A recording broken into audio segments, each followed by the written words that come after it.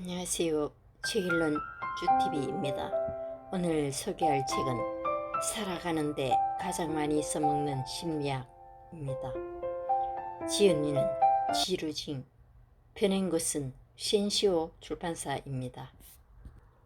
저자는 중국의 대학에서 응용심리학을 전공한 심리상담가이다. 대표 저서인 살아가는데 가장 많이 써먹는 심리학은 중국 청년 독자들에게도 많은 사랑을 받고 있습니다. 지금부터 책 속으로 들어가 보겠습니다. 행복을 위한 5가지 요소. 미국 작가 톰 레스와 짐 하트가 쓴 무엇이 우리를 행복하게 하는가 라는 책에는 행복의 5가지 요소가 다음과 같이 제시된다. 자신이 좋아하는 직업, 양질의 인간관계, 재정적인 안정, 건강한 신체, 사회 공헌을 통해 고양된 자부심이 그것이다. 일반적으로 자신이 행복하다고 생각하는 사람은 이 5가지 요소를 충족하고 있다. 이 5가지 요소를 충족하고 있는 사람들은 전체 인구의 7%밖에 되지 않는다. 대다수의 사람들은 일부 요소만 갖추고 있어서 자신의 삶에 만족하지 못하거나 행복감을 느끼지 못한다. 그 주된 이유는 사람들이 삶의 한 가지 요소에만 관심을 두고 다른 요소에는 소홀하기 때문이다. 만약 이 5가지 요소를 균형 있게 발전시킨다면 삶에서 행복을 느낄 수 있을 것이다. 창가 좌석을 선호하는 이유. 창가에 앉으면 주변 사람들과 교류가 가능하면서도 자신의 개인적 공간의 반이 창가에 가려져 있어서 외부 공간으로부터 자신을 가능한 한 적게 노출할 수 있다. 이렇게 상대적으로 안전한 위치에 놓이면 갑작스런 상황이 발생했을 때 그 자리에 남아 상황을 주시하든 신속하게 대처하든 다른 사람보다 훨씬 더 유리하게 행동할 수 있다. 즉, 경계는 개인에게 전체적인 상황을 파악할 수 있는 시야를 제공한다. 인간은 자신의 안전을 확보하고 전체적인 상황을 파악한 뒤에야 비로소 주변 사람들을 관찰한다. 이러한 관찰을 통해 얻은 다양한 정보를 선별하고 판단해서 최종적으로 누구에게 말을 걸지 혹은 친근하게 다가갈지 등을 결정한다.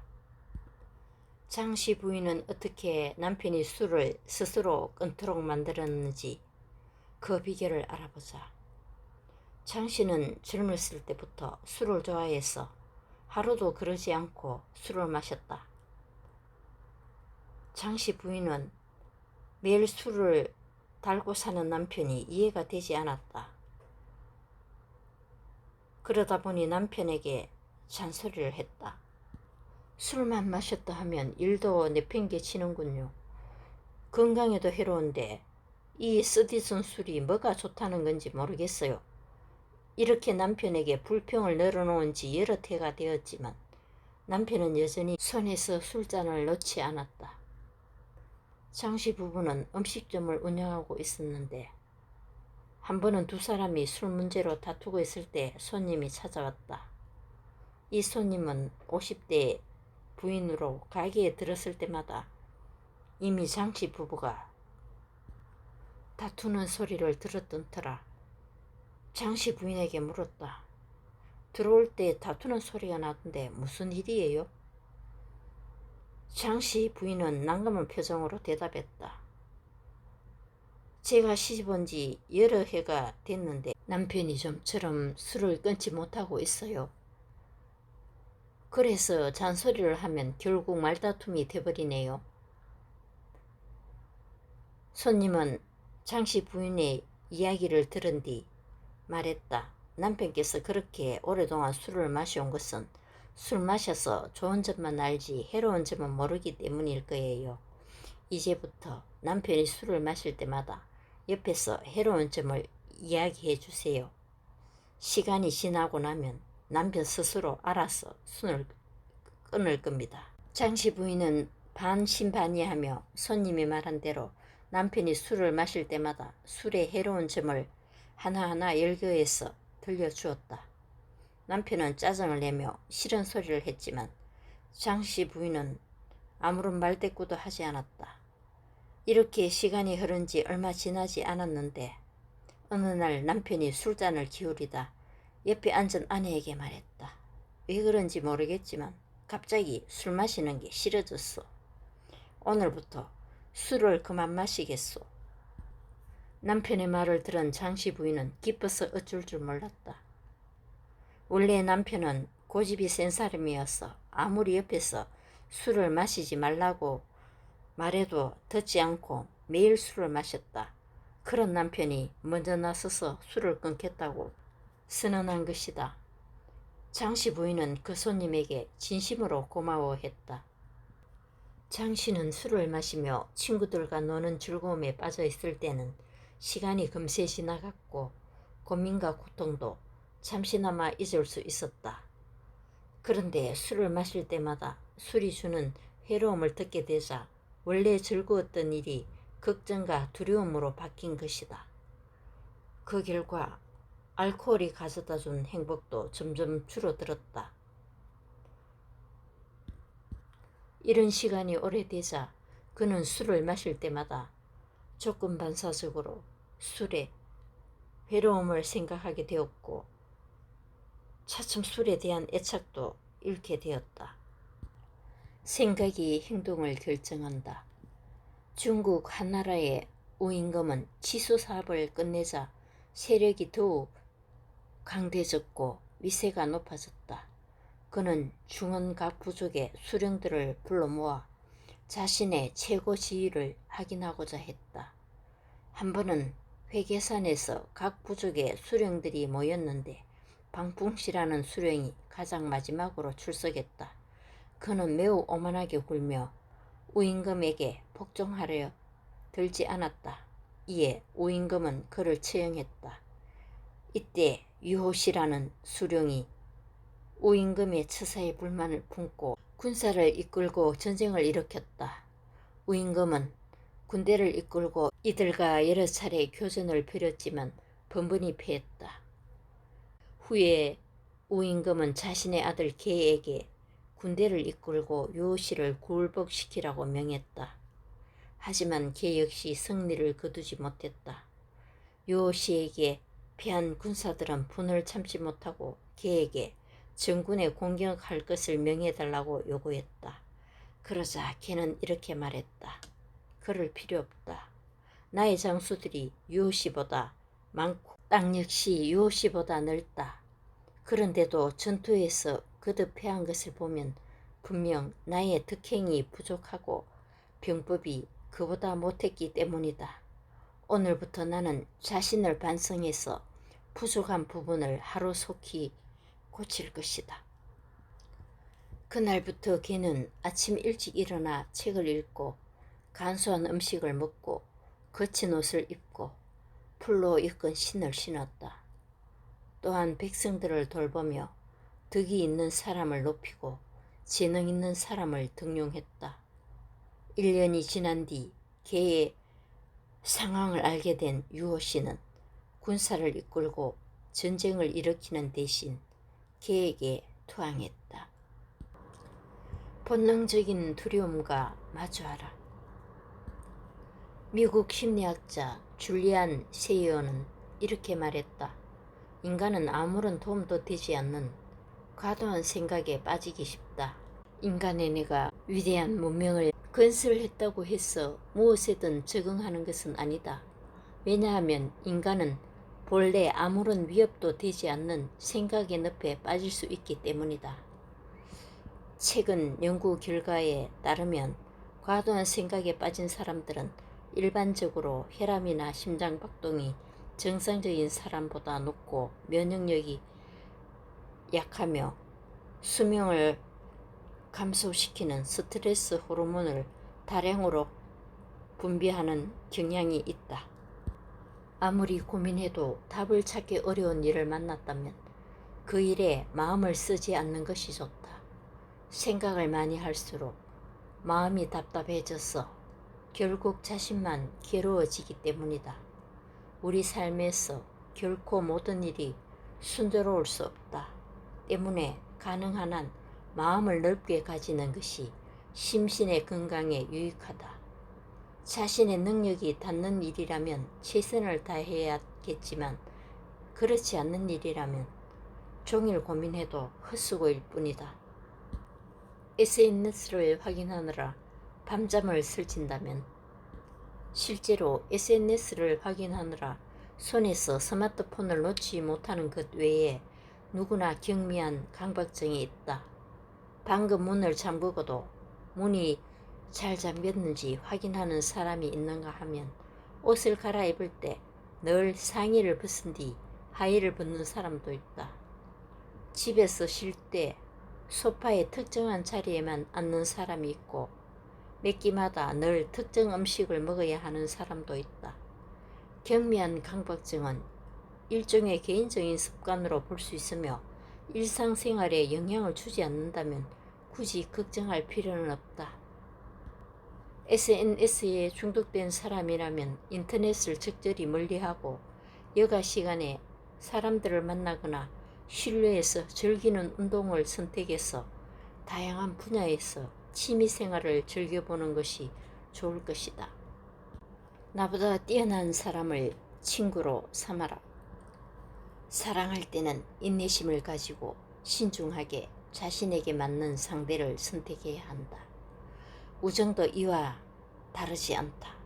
친구를 선택할 때는 양보다 질을 택해야 한다. 거짓된 사람과 친구로 사귀느니 친구가 없는 게 오히려 낫다. 친구로부터 배신당한 것보다 고통스러운 것은 없다. 따라서 친구를 사귈 때는 신중해야 한다. 우리는 성실하고 정직하고 뜻이 맞는 사람과 친구가 되어야 하고 꿈과 열정에 있어서 모두에게 본이 되고 힘이 되는 사람을 사귀어야 한다. 어느 성공한 사람이 다음과 같은 말을 했다. 내가 성공할 수 있었던 것은 내가 남보다 뛰어난 능력을 가졌기 때문이 아니라 언제나 나보다 뛰어난 사람을 친구로 선택했기 때문이다. 근심을 유머로, 고통을 기쁨으로 바꿔라. 어느 만우절에 누군가가 마크 트웨인에게 짓궂은 장난을 쳤다. 뉴욕의 한 신문에 마크 트웨인이 사망했다라는 부고를 발표한 것이다. 이 소식을 듣자 전국 각지에서 마크 트웨인의 집에 조문을 왔다. 하지만 그들은 부고난에 이름이 오른 작가가 자기 집에서 멀쩡하게 집필하고 있는 모습을 보자 이구동성으로 헛소문을 퍼뜨린 신문사를 비난했다. 그러자 마크 트웨인은 조금도 화난 기색이 없이 담담하게 말했다. 신문사에서 올린 내 부고가 틀린 건 아니야. 단지 날짜를 앞당겼을 뿐이라네. 타인을 아는 사람은 지혜롭지만 자신을 아는 사람은 현명하다. 자신을 안다는 것은 자신을 이해하는 것으로 자신의 장점과 강점 외에도 결점과 흠을 아는 것이다. 그러나 자신을 아는 것은 쉽지 않아서 자신을 아는 경지에 이르는 사람은 매우 지혜로운 사람이다. 사람이 자신을 알지 못하는 것은 눈으로 제 눈썹을 보지 못하는 것과 같다. 즉 인간의 눈은 세상 만물을 볼 수 있지만 바로 위에 있는 눈썹은 결코 보지 못한다. 따라서 시시각각 자신을 일깨우고 돌아보아야 한다. 춘추시대 초나라 정왕은 월나라를 공격하고자 했다. 이때 두자라는 사람이 왕을 만류했다. 왕께서 월나라를 공격하려 하심은 무엇 때문입니까? 정왕이 말했다. 월나라가 지금 정치가 혼란하고 병력도 약하니 전쟁을 하면 우리가 이길 승산이 크기 때문이다. 두자가 말했다.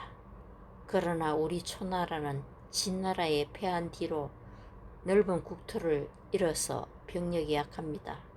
게다가 나라 안에 모반을 깨하는 자가 있는데도 관원들이 이를 막지 못하니 이는 정치가 혼란하기 때문입니다. 지금 우리 초나라의 상황이 월나라와 다를 바 없는데 왕께서 출병하시는 것은 자신의 양적을 보지 못하는 것이 아니고 무엇이겠습니까? 초왕은 투자의 간언을 받아들여 월나라를 공격하는 계획을 포기했다. 중국의 철학가 노자는 말했다. 다른 사람을 아는 사람은 지혜롭지만 자신을 아는 사람은 현명하다. 자신을 진정으로 이해하려면 관점을 바꾸어서 스스로를 바라보라. 자아의 틀에서 벗어나서 방관자의 눈으로 자신을 주시해야 한다. 거울을 비춰보듯 정면을 보고 뒷면도 보아야 한다. 그드름을 피우고 함부로 잘난 체 해서는 안 되고 자신을 하찮게 여기고 멸시해서도 안 된다. 타인의 입장에서 생각하고 말아라.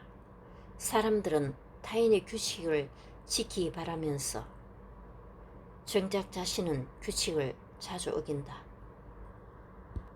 타인에게 관용을 바라면서 자신은 사소한 일까지 따진다. 타인이 불의를 보면 용감하게 나서기를 바라면서 자신은 수수방관한다.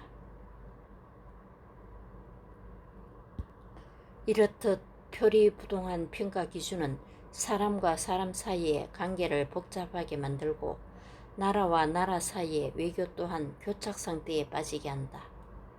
너무나 많은 사람들이 자신에게는 지나치게 관대하면서 타인은 엄격하게 대하는 이중잣대를 가지고 살아간다.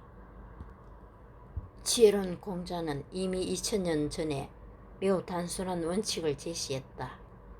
즉, 자신이 원하지 않는 것을 남에게 시키지 말라는 것이다. 당신 자신도 원치 않는 일을 타인에게 억지로 시켜서는 안 된다. 이것은 사람과 사람 사이에도 유효하고 나라와 민족 사이의 관계에서도 유효하다.